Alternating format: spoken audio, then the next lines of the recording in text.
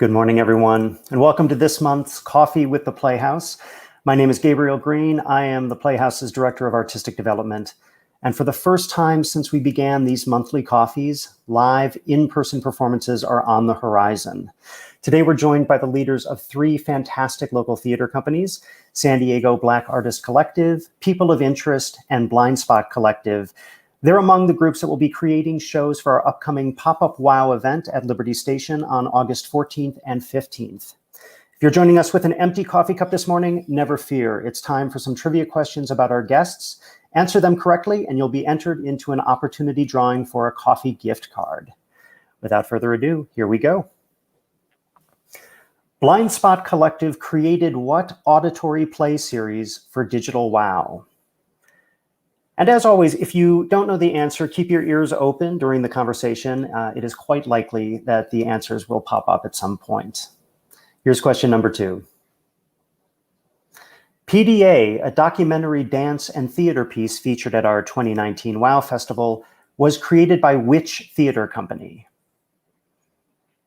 And just by process of elimination, you already probably have a 1 in 3 chance of getting that one right. Here's our final question. San Diego Black Artist Collective's upcoming festival, Say It Loud, is a celebration of what holiday? There you go. There are 3 questions. Email those questions to marketing@ljp.org, and you'll be entered into that drawing for a $10 gift card. And now it is my great pleasure to welcome the Managing Director of La Jolla Playhouse, Debbie Buchholz. Thank you, Gabe. Good morning, everybody. I am excited to be here. I'm actually physically here back in my office at the Playhouse. We are slowly getting ready to come back in as a staff to welcome you ultimately back in to see us in person. So it's a pleasure to welcome you this morning. You may have seen some of our emails, but I'm excited to tell you in person at this moment some very exciting news. We just recently announced our 21-22 season, which was going to feature 3 world premieres. The first is The Garden in September, October, and then we will do To the Yellow House in November, December, and finally an exhilarating new musical, Bangin' It, in March, April of 22. So we just can't wait to start welcoming you all back to the Playhouse for these live in-person productions. Before then, we have a number of in-person projects as well. For this summer, we're going to do our 2021 DNA New Work Series at the Playhouse, and then it will be followed by a special Pop-Up Wow event in August at Liberty Station. So you'll be hearing more about the Pop-Up Wow stuff in just a few minutes from Chris and the artists who are joining us. So without further ado, I'm going to just say thank you again for being with us today, for continuing to be with us all through these last 15 months. For supporting us on so many different levels and for participating. So without further ado, it's my pleasure, to introduce the Rich Family Artistic Director of La Jolla Playhouse, Christopher Ashley. Hi, Chris. Hello, Debbie. It's great to see you this morning and to be talking to you all. Like Debbie, I am absolutely thrilled to be talking about returning to live performances at the Playhouse this summer and fall, and we're looking forward to seeing you all there then. We have a variety of guests today, as both Gabe and Debbie mentioned, to talk about our upcoming Pop-Up Wow event, which will be August 14th and 15th at the Arts District at Liberty Station. Today we have Blake McCarty of Blindspot Collective, Joy Yvonne Jones and Rich Soublé from the San Diego Black Artist Collective, and Jesca Prudencio, who is an artist and also a UCSD MFA graduate. So we're delighted to have them all. Before we bring them to the screen, I'm going to give you a little bit of context. Blake and his collaborator, Catherine Hannah Schrock, are the founders of Blindspot Collective. They develop radically inclusive programming that cultivates new work, emerging artists, and diverse audiences. They were the first theater company to receive a residency at the San Diego airport. Their acclaimed immersive musical Hall Pass was premiered at the 2019 WOW Festival. And they also created digital WOW audio programming called Walks of Life.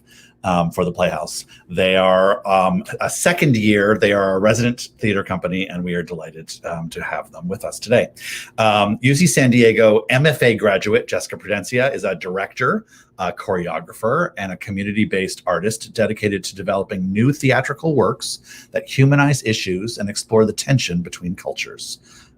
She was recently named a 2021 Woman to Watch on Broadway by the Broadway Women's Fund. And for the Playhouse 2019 WOW Festival, Jesca and her company People of Interest created the piece PDA, an immersive piece exploring the relationships of three real couples and how they love out loud. And we're also joined today by Joy and Rich, members of the San Diego Black Artists Collective, launched in February 2020. This is a multidisciplinary collective of artists advocating for Black stories to be seen and heard. And although the collective was integral in the formation of local EDI and anti-racist policies, the mission of the collective is to act as a resource for the accomplishment of local Black works. Joy was also featured in the first phase of the Playhouse's digital WOW piece, Taxilandia. So let's pile everybody onto screen.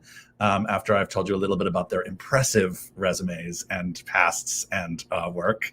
Hello and good morning and welcome to you all.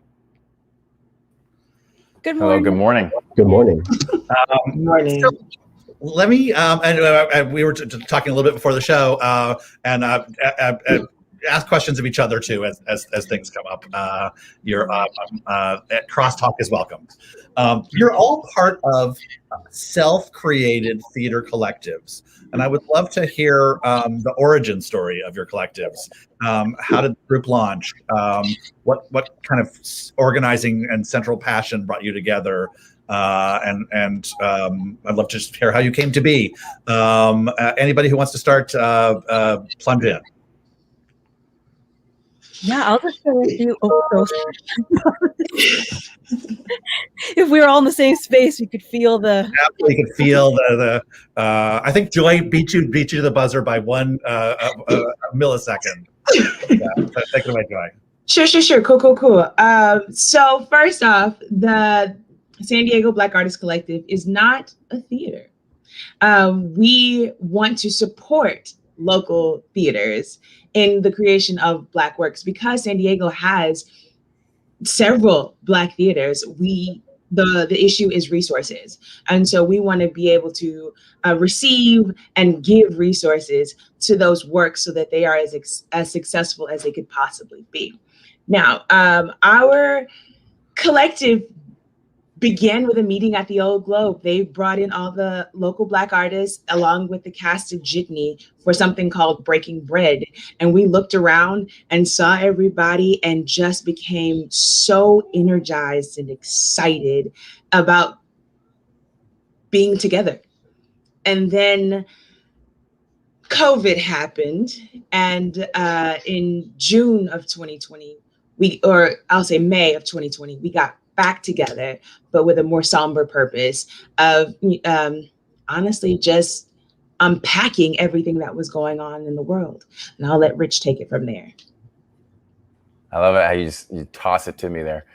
Yeah, and it sort of became this healing space at first because we were processing the very tragic murder of George Floyd, Ahmaud Arbery, Breonna Taylor, looking around us, looking at sort of the world that we're living in, and how othered we have all felt throughout our lives, and how othered these luminous beings that are now no longer with us were during their lives and at the end of their lives, and looking for a way to sort of, I guess, bridge the gap, I would say, and throwing our weight, throwing our collective creative talents, and throwing our time and our energy, and for some of us, our money behind existing Black artists here in San Diego and existing infrastructure in order to propel it forward seemed, I wouldn't say like a no-brainer, but like a no-brainer.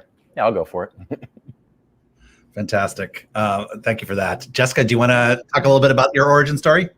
Yeah, since I'm mainly a theater director, I'm working with writers and I'm brought in to direct work.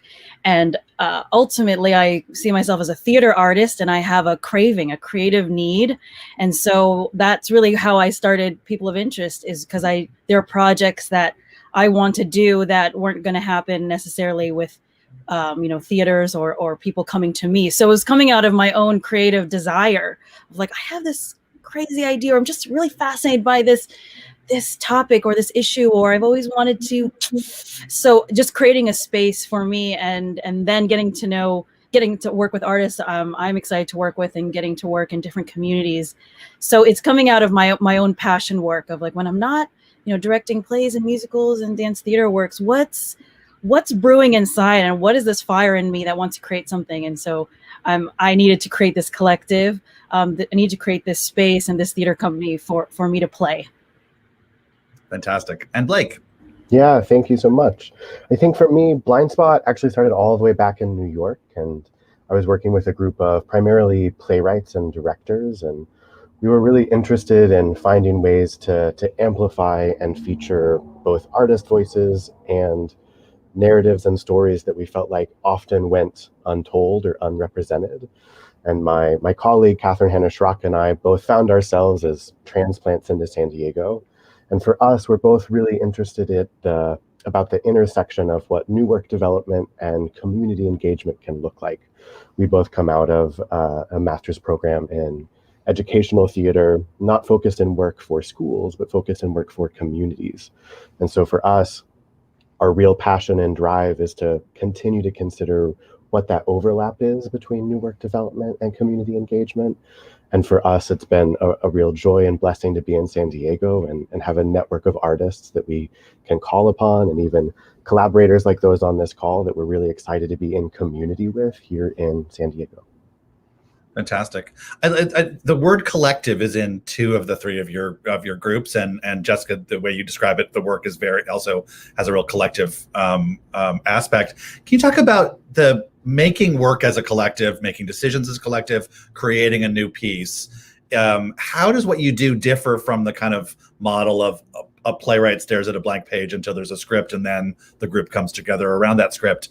Does your process or the way you make what you do differ, and what's individual about it to you, I guess, is how are you a collective, and how does it work? Yeah, I'll start. Every project that I start with in this work is my work in my company. It starts with a question that I have, or someone or a collaborator has posed to me. So I start there, and from there, I start to think about how I want to explore that. And usually it's with a certain collaborators, or it's a certain community that's already I'm in partnership with.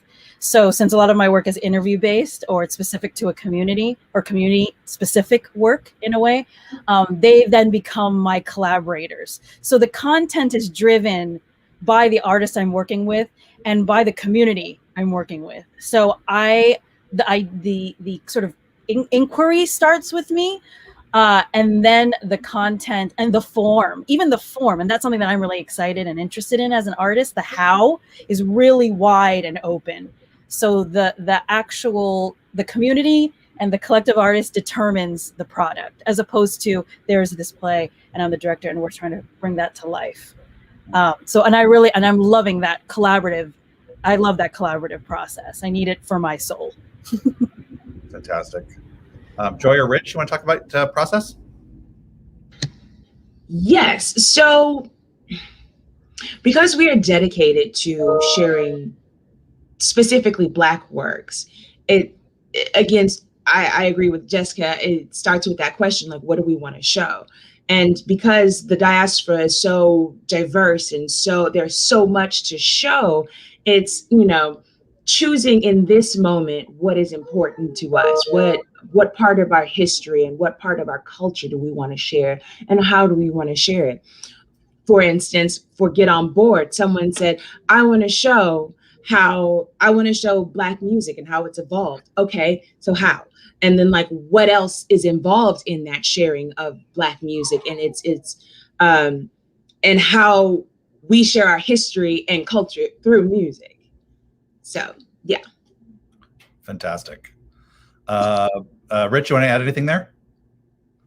Yeah, you asked, or you touched on having like, what's the sort of the process or difficulty when it comes to working as a collective of people. And I think that the spirit behind the collective is giving every member an equal voice in the creation and decision-making process. And there is difficulty there when it comes to sort of, you know, not just getting everybody on board with a singular idea, but getting everybody to respond in a timely fashion. When you're giving everyone equal weight, you have to give everyone equal time, which can sometimes lead to things taking probably a little bit longer than you would traditionally want to in a decision-making process in an organization.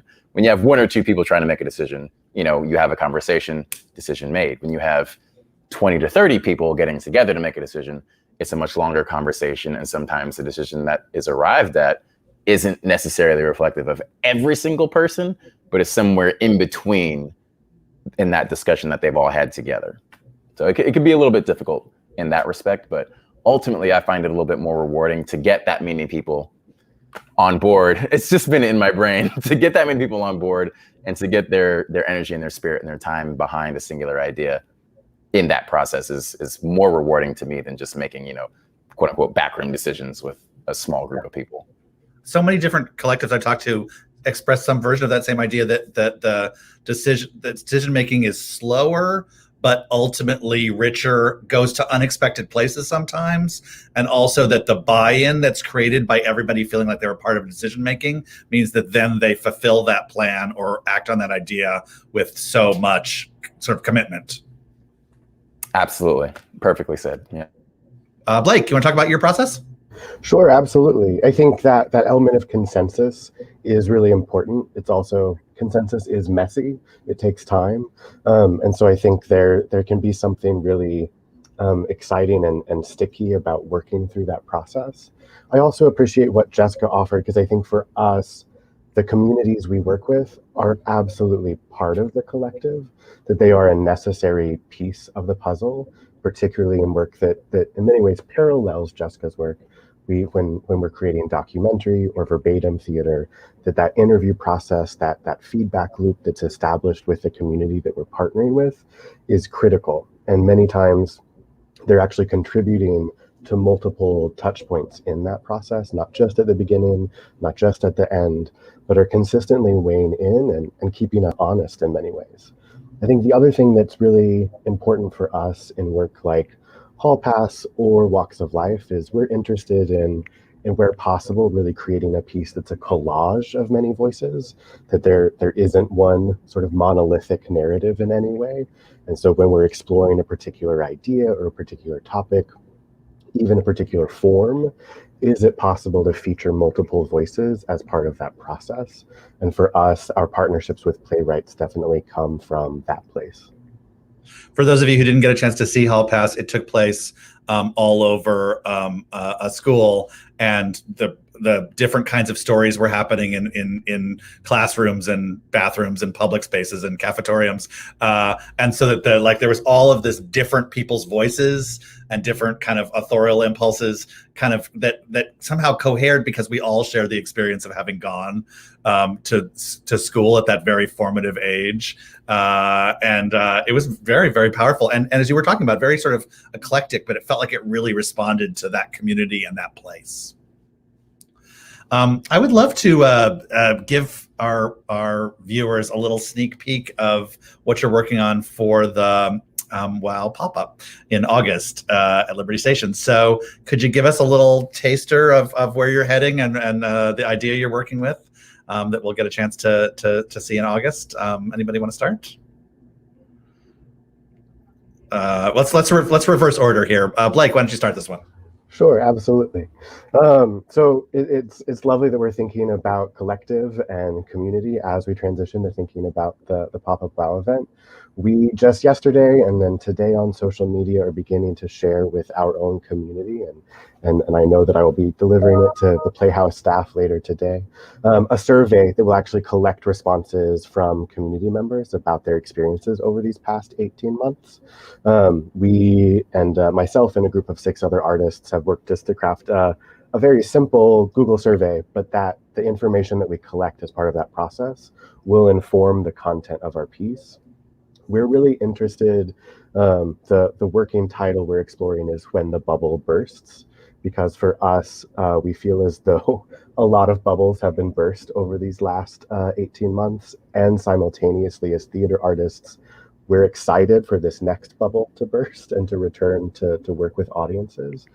And so for us, we're really interested, having visited Liberty Station and having worked there in the past and visiting that wide open space, we're really interested in something that creates a bit of spectacle. We've been doing a lot of research at images from bread and puppet theater and street theater and how it is we can engage at scale in some way and really create an experience that honors the scope of that space and simultaneously celebrates the resilience that so many have experienced over this past year as we reflect on the challenges of the past 15 months and look to the future. Fantastic. I want to see that piece. Rich and Joy, you guys want to, folks want to? Sure. We will be continuing to explore Get On Board. Title is up for discussion, which is the evolution of Black music through time. And with that, we're discovering how music has shaped the history and the traditions of Black culture. And we go from African drums all the way through hip hop.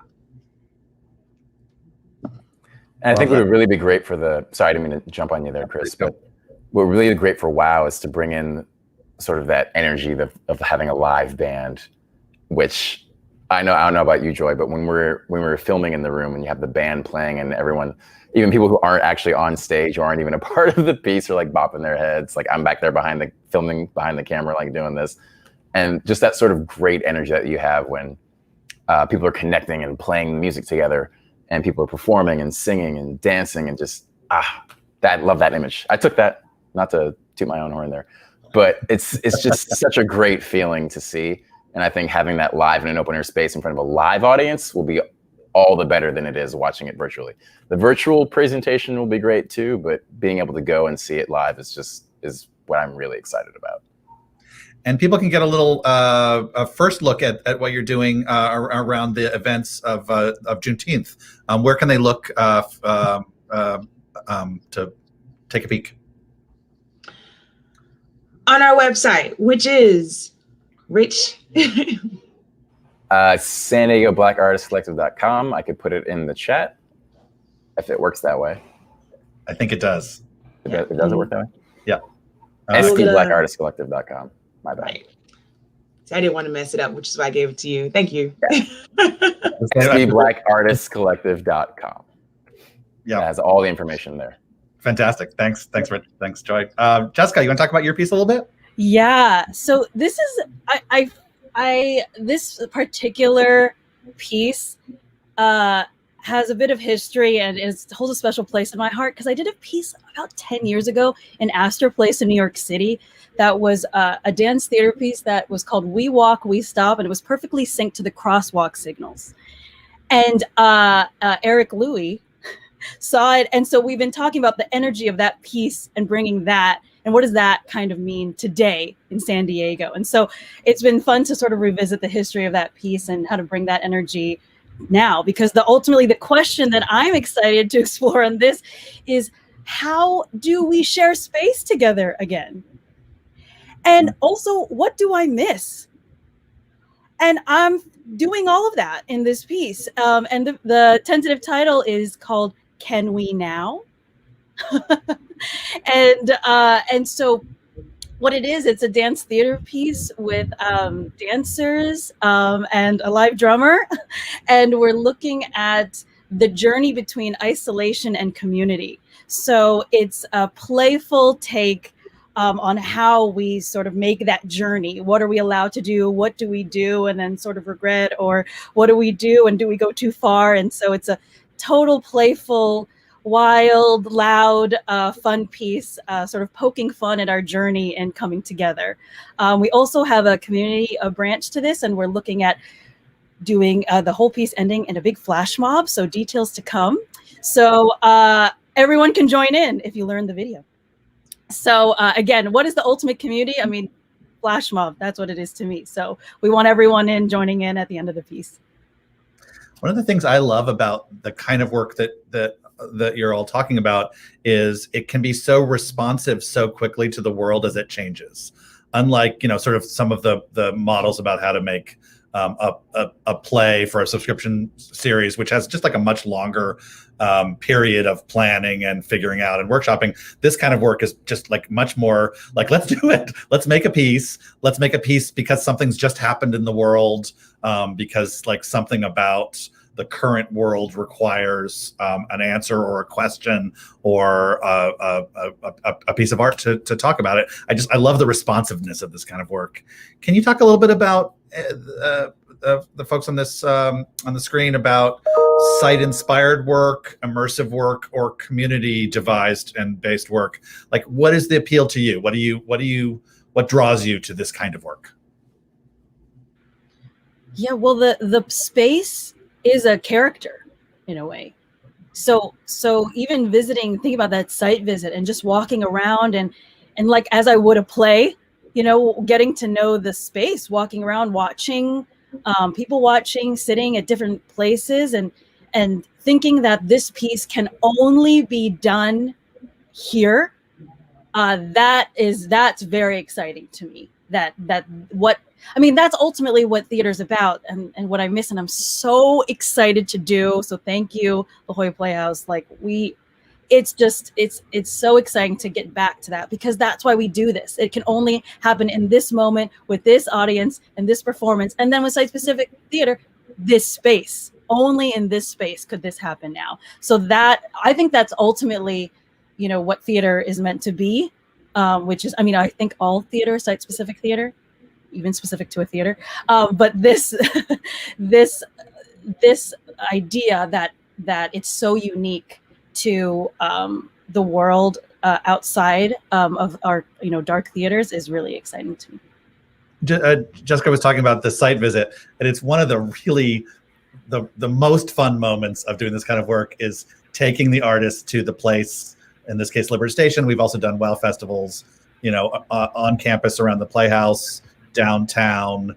That experience of like getting inspired by a place and the nooks and crannies of a place and the history of what's happened in that place, and watching how that inspires stories is one of the really exciting things about this kind of work. Joy, Rich, Blake, any of you folks want to grab this next? Yeah, I wanted to add on to that because Jesca totally nails it. There's the excitement of walking into a space and figuring out what it is that you can do with it. There's also sort of that sort of self-imposed, self-limiting thing that happens when you do work like that. When you go into a space, there's only so much you can do with stuff that's already there, and the setting that's already there that you can't really control. So it sort of, in a way, forces you to be a little bit more creative than you would with, say, the blank canvas of an empty theater space. And I really like that feeling. I'd love to do more site-specific stuff. I love it for that. Fantastic. Joy, other thoughts? Sure. When I teach, I always ask, or direct in a school, I always ask, what is innovative theater? What does that look like to you? And how can we make this work innovative? When you are like,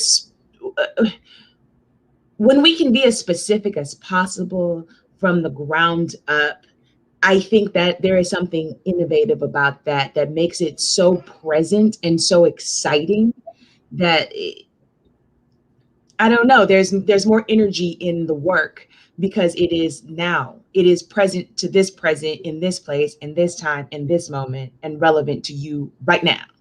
Yeah, absolutely. Blake. Yeah, I really appreciate what everyone else has offered. I think as a director and designer who periodically works in traditional, whatever that means, traditional theater spaces, site-specific work and site-responsive work is super exciting to me because you're really rooting it in a place. And for me as a director designer, looking at the architectural features and imagining how would a person and a character navigate this place? What would they be responding to? What is the stuff that's in the room that we can really activate in a compelling way? I also think as these pictures of things like PDA and Hall Pass demonstrate, there's a real intimacy oftentimes in site-specific and responsive work that isn't quite the same as when you're in a dark room and you're 20 rows back and you can sort of sit somewhat passively and watch what's happening. Site responsive work really asks something of an audience. And I think in the same way that parallels our interest in community devised work, and that it roots it not only to a place, but to a group of people who contributed to it. And it creates a real sense of intimacy, especially for people who are in the audience who contributed to that process, that is different from watching a musical or a play that is entirely new to them, that is entirely foreign. That when an audience member hears something and recognizes, I said that, or I referenced that, or that's my opinion that I'm hearing an actor speak, it can be really powerful and empowering, I think, for those audience members as well. Okay, yeah, that intimacy you're talking about, one of the first pieces we ever kind of dipped our toe in about the immersive work was the car plays, which is 2 actors and 2 audience members in a car, and that just how close you were to the action and how the limits of a car, and the fact that like everybody is in that little car together was a sort of our gateway drug to this kind of work. It really excited everybody, that visceral intimacy. That's a great gateway. Yeah, you can't, there's no escaping it, right? They're right there in front of you. And I love that about that project. Like, you used the phrase site specific and site responsive. What's the difference to you? The difference for me is something that can really, site responsive work is taking a space and arguably not modifying it and not doing anything to it. It's really taking what is and trying to activate it in some way. Whereas for me, some site-specific work it's a created space. It is nonetheless specific to what has been created, but it's an environment that someone has intentionally designed for the purposes of that project.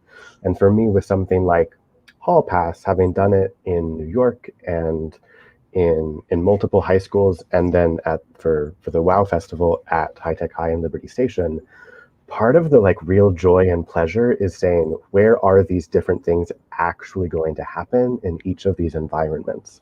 A few minutes ago, I saw a picture pop up on screen of cheerleaders, and that's actually from a production in New York. And we didn't use that piece at High Tech High because in conversation with the high school, they were like, we don't do cheerleading.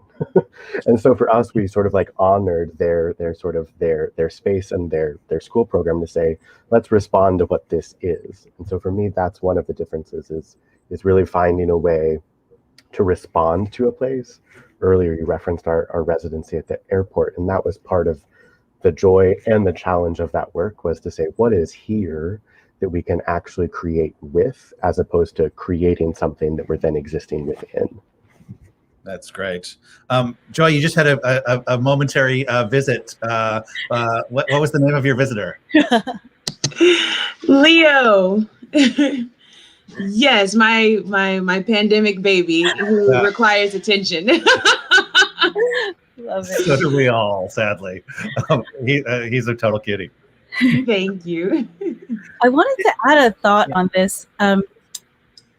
So thinking about the pandemic and now creating post-pandemic, I've just been questioning what theater needs to be right now. And so I'm just grateful for this project happening in August, because it is a playground for us to just question that outside of what what it means to be sitting in the rows in a theater, in a traditional space.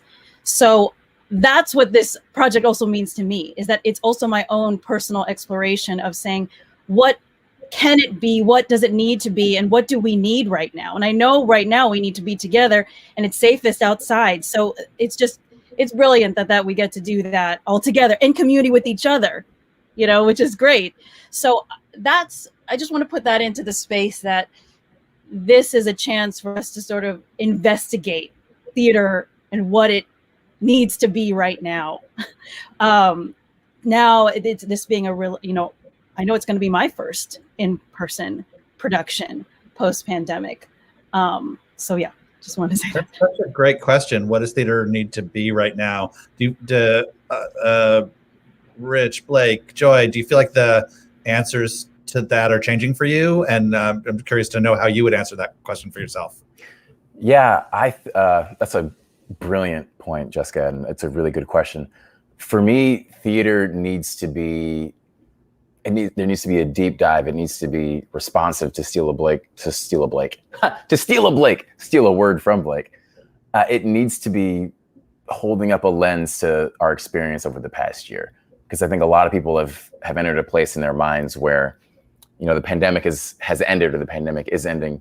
And for some, they're still very much feeling like we're in the middle of the pandemic. And how do those two different feelings, conflict with each other? And how do those feelings as individuals affect us? How does it affect our identity? Like, a lot of things happened over the past year that have made a lot of people take a real long, hard look at themselves and ask questions of themselves. The big questions, like, what's important to me? What do I value? What do I need in my life? What can I let go of? And I think theater, I've always felt that theater is a brilliant way to ask and answer all of these questions. And right now we really need to be paying attention to what people are feeling, what people are saying, and creating work that responds to that in an authentic and obviously very artful way. Yeah. I would agree. I think, sorry, Joy, do you want to speak?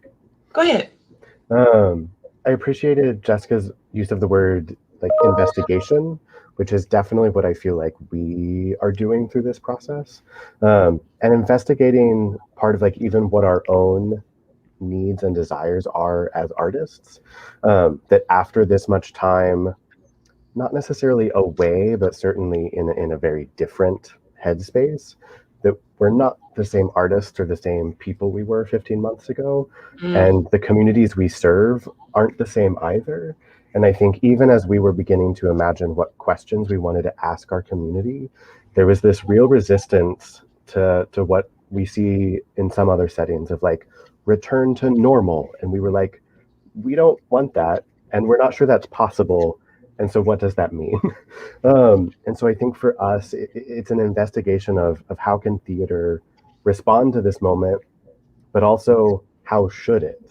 I think it sounds somewhat flippant, but we at times have to remind ourselves, like, we play make-believe for a living. And what is the purpose of make-believe in this moment? And can it do something beyond entertain or distract, though it might need to do those things as well, but to also feed and nourish in some way that, especially in isolation over these past 15 months, that nourishment of community is something that we feel, at least for ourselves, is desirable. Yeah. Like, that's a word. Like, that's yeah, like I feel like most, I hate saying traditional theaters, but that's what it is. Traditional theaters are like, after 15 months of not being able to do any in-person performances, the immediate jump to is a wonderful, flashy, excitable musical. It's like, right. But like, where is that what we need? Like, we can do that, but also like, we got to talk about what just happened. The world just went through a huge shift. And like, and I wrote down an idea for a show, but like, like, you thinking about not being able to breathe, like like COVID took your breath. Like, there were, our breath was restricted, and now we're going back into person. We can't just sit and there is a fear of being around other people breathing the same air, for fear of what may come out of their body or what may go into mine. And so we can't just pretend like this didn't happen. Like, this isn't a worry. And so, like, yeah, all of that is an exploration. Also, back to Pop-Up Wow, it's super exciting that it's outside, because that's something that we don't have to worry about. We can just play. Yeah. Because the air and nature is our friend. We can just play and experience each other without being afraid that the air that's bouncing back off the walls is going to kill us.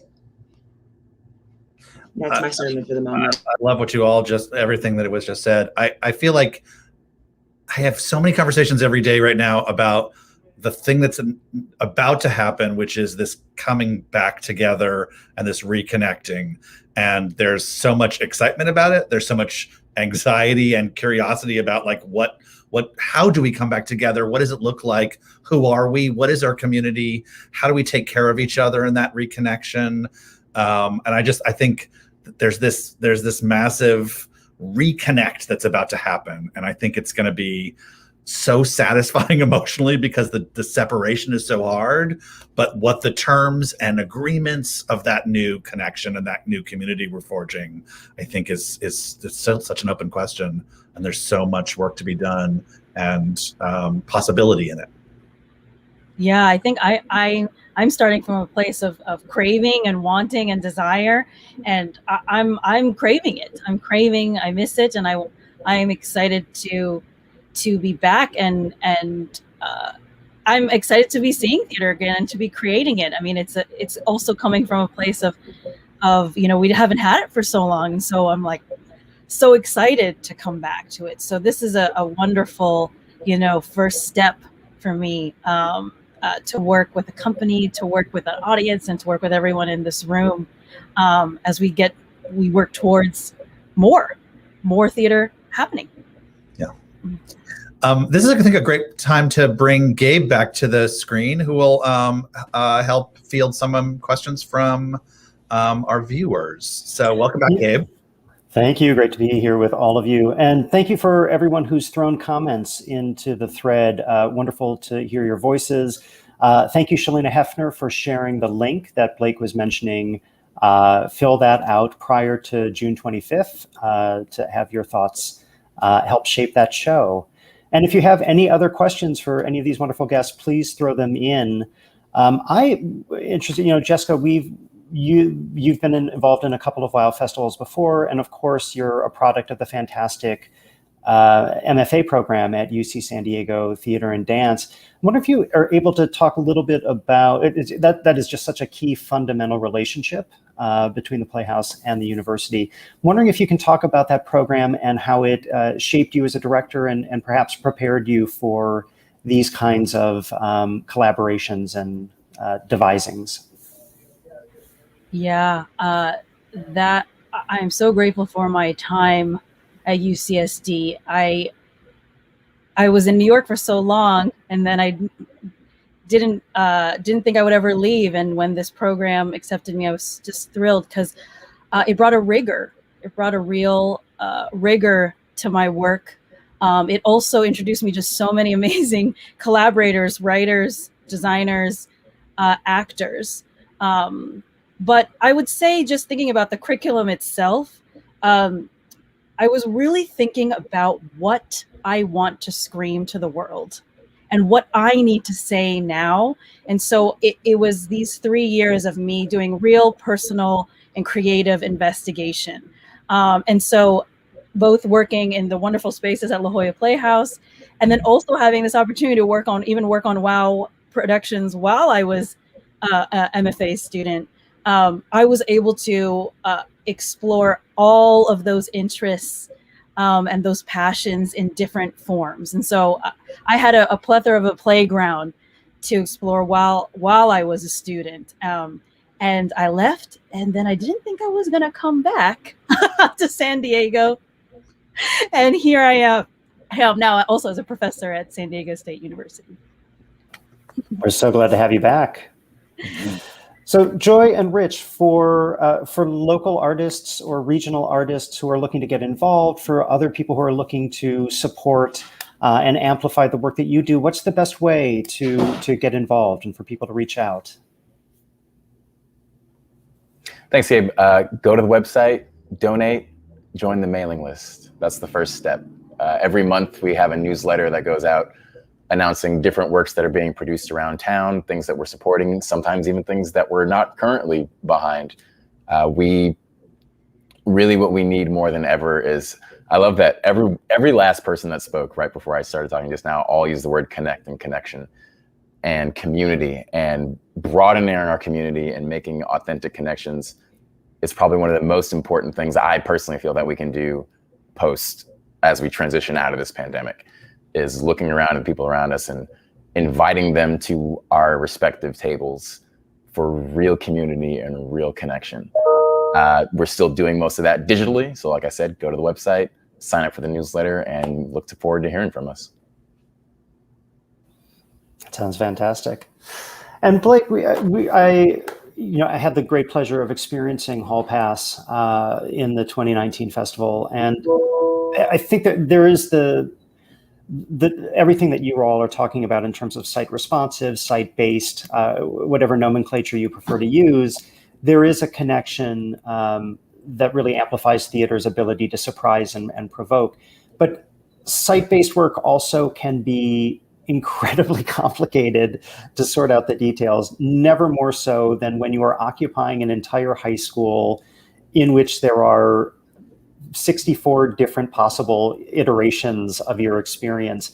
How on earth do you manage all of those complications and different things that you have to figure out to ensure that an audience can experience this without any hiccups or detention passes? It's a very valid question. We were lucky to have produced the show with several local high schools as part of its development. The piece was originally commissioned by New York University, and so we'd had the opportunity to produce it in a small workshop setting all the way back in 2016 in New York, and then a follow-up production as part of the Future of Storytelling Festival the following year in New York. And then locally, the San Diego School for Creative and Performing Arts, Canyon Crest Academy, and Rancho Buena Vista up in North County had all participated as high schools, both weighing in on the plays themselves and the process, but also producing smaller scale versions of it that allowed us to really identify and learn what some of those treacherous spots would be. For the Without Walls Festival, we were so incredibly lucky to have both an amazing partner with High Tech High and a teacher named Lisa Griffin, who I'm going to shout out and praise to the ends of the earth for helping to make that partnership happen, and an amazing team. It's that piece required three different ASMs and one production manager, so that there was always a stage manager in every single scene that was happening. We had in assisting me were two different associate directors, because the sheer scale of the thing. It had two music directors. So we really crafted a large team, because in total there were 64 different performers in that show throughout those hallways. And so for us, it is a logistical beast, and it's as it is sort of thinking about even the work that I know Chris does, and sort of at the scale of a major musical production. With us, it wasn't the tech; it was the tech of where the human bodies went. And so for us, really navigating where are you and what are you doing and what has to happen between each piece. But the honest truth, the underlying answer is just an amazing team of humans and an amazing team of collaborators and actors who had a lot of patience and a lot of grace, and at times were doing things above and beyond what was asked of them to help us set up and take down, because we put in all the speakers and all the cabling throughout the, I don't know, several 100-foot hallway of that school. We did it every day. It had to go up and down every day, and that was only possible because of an amazing team of local artists who were willing to help us make that happen. I would say, as an audience member, I was amazed at just the logistics of how well taken care of I was in my flow through the piece, and how it was happening in so many different rooms, and just like the timing of it all is its own masterpiece. But then also, I like every individual person I think really felt, oh, there's a plan for me and I've got choice within it, but also there's a structure here that allows me to feel really taken care of. That was a great balancing act I think you pulled off. I appreciate that. Yeah, that sense of agency is really important to us, and comes up in other work. But for us, I think as an audience member, I can think of experiences where I didn't feel super supportive and it wasn't clear to me what I needed to do to navigate the thing. And for me, as a creator, it was important to make sure audiences felt somewhat secure, because I think also for some of us, re-entering a high school space immediately prompts insecurity. So for us, we wanted to make sure that people like, oh, I know how to do this for the next 90 minutes. So I appreciate that comment. Yeah, there was very much for me an experience of, oh, what table do I sit at? Am I cool enough to sit at that table at this performance? I don't think so. The other the last thing, we're really excited because, of course, dear viewer, we are in conversation with these three amazing groups of artists, in addition to a couple of others that are under commission for this Pop-Up Wow event. And so it's not just the joy of speaking individually with them about their nascent and developing projects, but there's a conversation to come, of course, about how these 5 different projects are going to intersect with each other in a way that doubles down on the collaborative and site-responsive nature of these works. How do these 5 different projects exist in space with each other? So that's a conversation we're really interested in having. I'm sorry, we have a late-breaking question from the feed. So Mary Cook was saying, loving what Joy you said about being reflective about the past year. And for all of you, was there anything that you felt you gained in the past year amid all of the loss of normalcy, in quotation marks?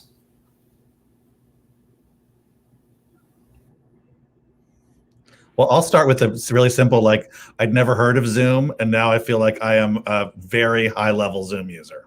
So I gained a little technical expertise amongst all of the other difficult things about the year. I would agree. Stronger digital competency is something that all of us, literally all of us who are working in any capacity, have had to deal with. But a much stronger sense of self is something that I think that I gained in the past year as well.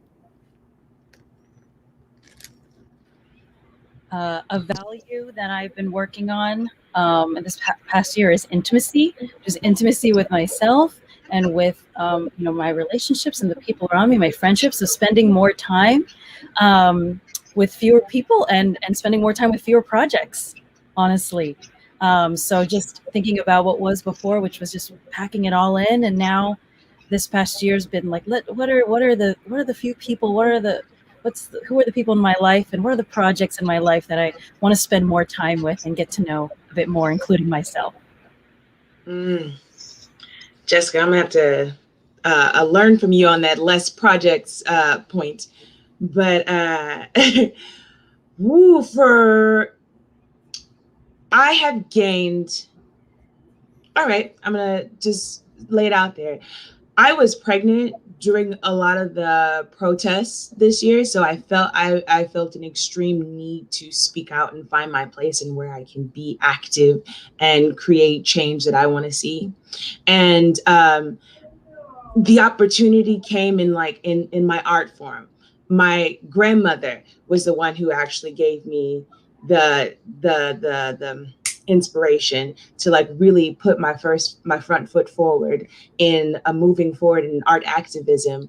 And so I gained the courage to do art that really, really resonates with me and my community. And also the strength to bring my baby along and have him in the midst of all of this creativity and in all these Zoom meetings. But yeah, just the courage to do the things that I'm passionate about. And yeah, that courage point. I wanted to add something real quick. I don't want to cut you off, Blake. Sorry, but I worked a lot with Joy over the past few months, and Leo is everywhere, but he is such a good baby, first of all.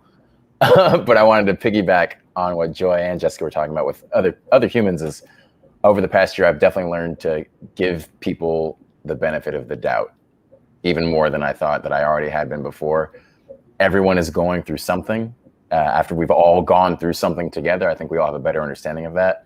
So my level of patience and in giving people that sort of grace has definitely broadened in the past year. I appreciate all these offers, and I think I would echo what Joy said. I feel like there's some learning for me even in this conversation to imagine how can I do that thing that these other artists are offering.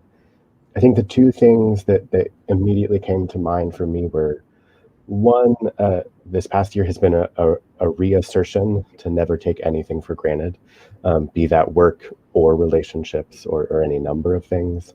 And I think the other thing, both related to Zoom and technology in general, but I think the past year's also, it's allowed us as a company to reach some new audiences because of digital work.